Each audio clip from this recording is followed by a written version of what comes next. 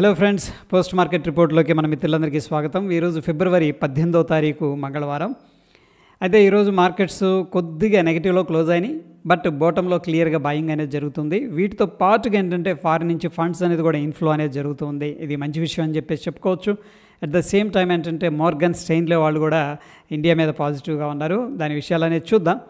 అయితే ముఖ్యంగా sector performance అనేది చూసుకున్నట్లయితే ఐటీ కానీ, oil and gas, energy, metals కొద్దిగా రికవర్ అయినాయి అని చెప్పేసి చెప్పుకోవచ్చు.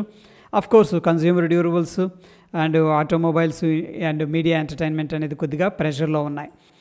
అయితే ఫ్రెండ్స్, ఇక్కడ ఏంటంటే మోర్గన్ స్టెయిన్లే ఏం చెప్తుందంటే ఎమర్జింగ్ మార్కెట్స్లో ముఖ్యంగా ఇండియా అనేది రానున్న నెలల్లో అవుట్ పర్ఫామ్ చేస్తుంది అని చెప్పేసి చెప్తూ ఉన్నారు. దానికి గల కారణాలు ఏంటంటే ఇండియా యొక్క మ్యాక్రో ఎకనామిక్ డేటా అనేది చాలా కీన్గా ఉంది, పాజిటివ్గా ఉంది. అట్ ద సేమ్ టైం ఏంటంటే ప్రైవేటు సంస్థల యొక్క క్యాపెక్స్ అంటే కెపాసిటీ ఎక్స్పాన్షన్ కూడా జరుగుతుంది. అది కూడా ఒక పాజిటివ్ అంశం అని చెప్పేసి చెప్పుకోవచ్చు. దాని తర్వాత కన్జంప్షన్లో కూడా కొంత రికవరీ అనేది కనిపిస్తుంది. అది కూడా ఇండియాకి దోహదం చేస్తుంది అని చెప్పేసి చెప్తూ ఉన్నారు. ప్రాబబ్లీ నెక్స్ట్ కమింగ్ ఇయర్స్లో ఏంటంటే 18 to 20% అనేది ఇండియా అవుట్ పర్ఫామ్ చేయడానికి ఆస్కారం ఉందని చెప్పేసి వాళ్ళు పాజిటివ్గా చెప్పడం జరిగింది. ఇక రీసెంట్గా మనం చాలా వరీ అవుతుంది ఏంటంటే ఎఫ్ఐఎస్ కంటిన్యూస్గా సెల్లింగ్ చేస్తూ ఉన్నారు. బట్ ఈరోజు కొంచెం లేట్గా పోస్ట్ మార్కెట్ అనేది మనం రిపోర్ట్ అనేది చేస్తున్నాము. చూడండి, 18th ఫిబ్రవరి ఈరోజు ఎఫ్ఐఎస్ 4,786 కోట్లు క్యాష్ మార్కెట్లో ఇన్వెస్ట్మెంట్ చేసినట్టు తెలుస్తుంది. అఫ్కోర్స్ డిఐఎస్ కూడా ఏంటంటే 3,072 కోట్లు అప్రాక్సిమేట్గా ఇన్వెస్ట్మెంట్ చేసినట్టు తెలుస్తుంది. ఇద్దరిని కలిపితే ఏంటంటే దగ్గర 7,786 కోట్లు క్యాష్ మార్కెట్లో ఇన్వెస్ట్మెంట్ చేసినట్టు తెలుస్తుంది.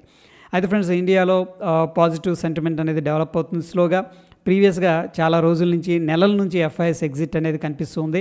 బట్ రీసెంట్గా వాల్యుయేషన్స్ బాగున్నాయి. అట్ ద సేమ్ టైం ఏంటంటే ఇండియా యొక్క మ్యాక్రో ఎకనామిక్ డేటా అనేది ఇంప్రూవ్ అవుతుంది అండ్ ప్రైవేట్ క్యాపెక్స్ ఎక్స్పాన్షన్ కూడా జరుగుతుంది. కాబట్టి సో ప్రాబ్లం ఏంటంటే ఫారిన్ ఇన్స్టిట్యూషన్ ఇన్వెస్టర్స్ ఇండియాలో పెట్టుబడులు పెట్టడానికి సుముఖంగా ఉన్నారని చెప్పేసి చెప్పుకోవచ్చు. అఫ్ కోర్స్ ఏంటంటే డేటా అనేది మనకి పాజిటివ్ నంబర్స్ అనేది చూపించడం విశేషం.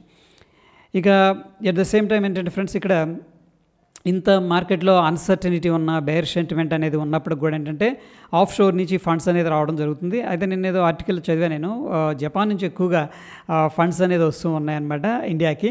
So which is a positive sign అని చెప్పేసి చెప్పుకోవచ్చు. ఇక కొంచెం ఎక్కువగా పాజిటివ్గా అయినా ఎక్కువగా రియాక్ట్ అవుతాయి, నెగిటివ్గా అయినా సరే ఎక్కువగా రియాక్ట్ అవుతాయి. ఇది స్మాల్ అండ్ మిడ్ క్యాప్కి సంబంధించిన స్టాక్స్ అనమాట.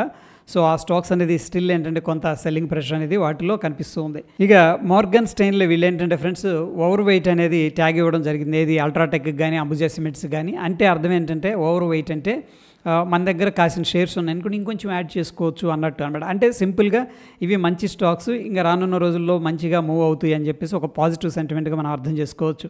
అట్ ద సేమ్ టైం ఏంటంటే ఏసీసీ స్టాక్ని డౌన్ గ్రేడ్ అనేది చేయడం జరిగింది. అండర్ వెయిట్ అనేది అంటే ఏంటంటే మన దగ్గర షేర్స్ ఉన్నాయంటే కొద్దిగా తగ్గించుకోండి అని చెప్పేసి దీని అర్థం. ఇక రేట్ గెయిన్, ఈ షేర్ వచ్చేసరికి 8% దాకా పడిపోవడం అనేది జరిగింది. ఎందుకంటే ఫ్రెండ్స్, ఇక్కడ మేనేజ్మెంట్ గైడెన్స్ అనేది రివిజన్ చేసింది.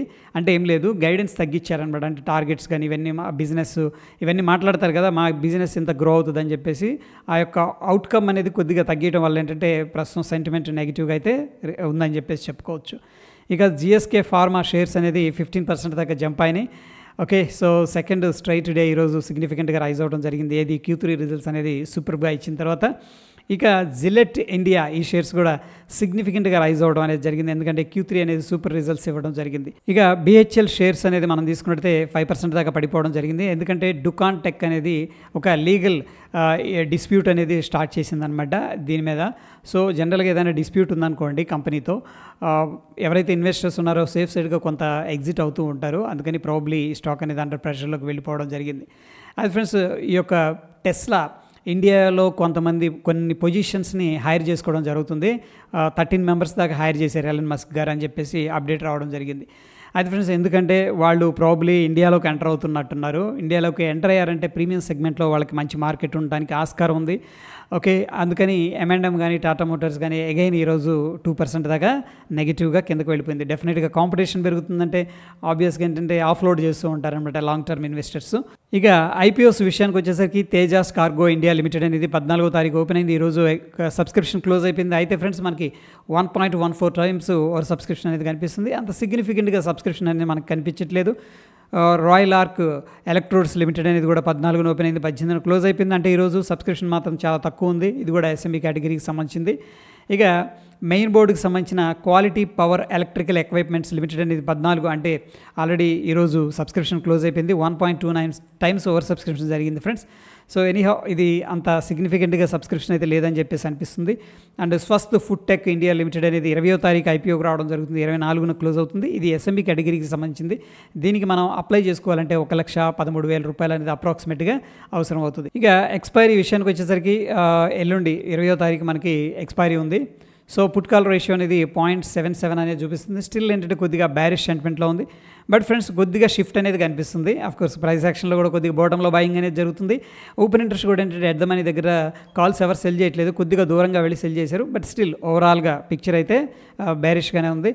అండ్ బ్యాంక్ నిఫ్టీ అనేది మనం తీసుకున్నట్టయితే పుట్ కాల్ రేషియో అనేది 0.68, 1 గంట తక్కువ ఉందంటే బేరిష్ సెంటిమెంట్ స్ట్రాంగ్గా ఉందని చెప్పేసి అర్థం చేసుకోవచ్చు.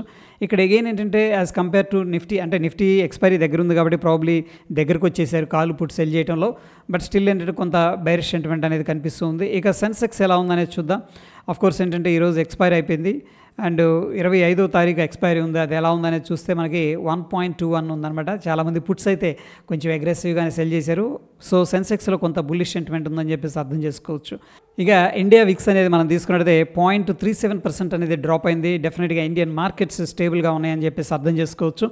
ఇక Dow Jones industrial average futures మనం చూసుకున్నట్టయితే ఒక టైట్ కన్సోలిడేషన్ జరుగుతుందన్నమాట. సో ప్రాబ్లం ఏంటంటే మనకి ఇక్కడ ఒక ట్రయాంగిల్ లాగా ప్యాటర్న్ ఫార్మేషన్ అయితే క్లియర్గా కనిపిస్తుంది. సో స్క్వీజ్ అంటాం, అక్కడ నుంచి ఎక్స్పాండ్ అవ్వడానికి ఆస్కారం ఉంటుంది. ఇక డాలర్ ఇండెక్స్ అనేది మనం తీసుకున్నట్టయితే ప్రస్తుతానికి కొద్దిగా వీక్గా ట్రేడ్ అవుతుంది. అయితే ఫ్రెండ్స్ ఇక మనం చూసుకున్నట్టయితే నిఫ్టీ 22,780 దగ్గర ప్రీవియస్గా సపోర్ట్ ఉంది. అదే లెవెల్ దగ్గర మల్టిపుల్ టైమ్స్ బయర్స్ ఏంటంటే ట్రై చేస్తున్నారు అన్నమాట దాన్ని కాపాడుకోవడానికి.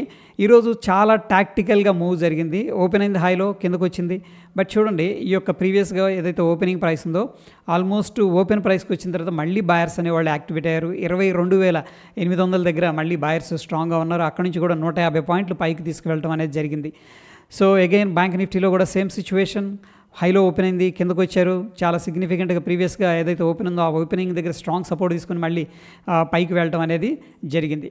సో ఫ్రెండ్స్ ప్రాబబ్లీ ఇప్పటికీ మనకి మార్కెట్లో బుల్లిష్ సెంటిమెంట్ ఉందని చెప్పేసి చెప్పుకోవడం కాదు, కానీ కొంత పాజిటివ్ న్యూస్ అనేది రావడం జరిగింది. మోర్గన్ స్టెయిన్లో వాళ్ళు కూడా రానున్న నెలల్లో ఇండియా అనేది స్ట్రాంగ్గా ఉంటుంది, అవుట్ పర్ఫామ్ చేస్తుందని చెప్పేసి చెప్తూ ఉన్నారు. అండ్ ఎఫ్ఐఎస్ కూడా ఏంటంటే సడన్గా 4,000 కోట్ల పైన ఇన్వెస్ట్మెంట్ అనేది చేస్తున్నారు. సో ఇవన్నీ కూడా గమనిస్తూ ఉండండి. ఇదంతా కూడా ఏంటంటే థ్రెడ్ అనమాట, ఒకదానికొకటి రిలేషన్ ఉంటుంది. ఇవన్నీ మనం ఐడెంటిఫై చేసుకొని వాటిని మనం ఒక 2 నెలలు 3 నెలల తర్వాత చూసామంటే ఎలా ఉంటుందంటే ఇవన్నీ హింట్స్ అనమాట. ఓకే ఎనీహౌ చాలా కాషియస్గానే ఉండాలి. But over a period of time ఏంటంటే ఇండియన్ మార్కెట్స్ అనేది మళ్ళీ పైకి వెళ్తాయి అని చెప్పేసి పర్సనల్గా కూడా రాత్రి కూడా మనం డిస్కస్ చేసుకున్నాం. ఓకే నా ఒపీనియన్ కూడా అదేను. సో ఇది ఫ్రెండ్స్ పోస్ట్ మార్కెట్కి సంబంధించిన అప్డేట్స్. మరొక ఇంట్రెస్టింగ్ ఎపిసోడ్ మళ్ళీ కలుసుకుందాం. Stay tune. ధన్యవాదాలు.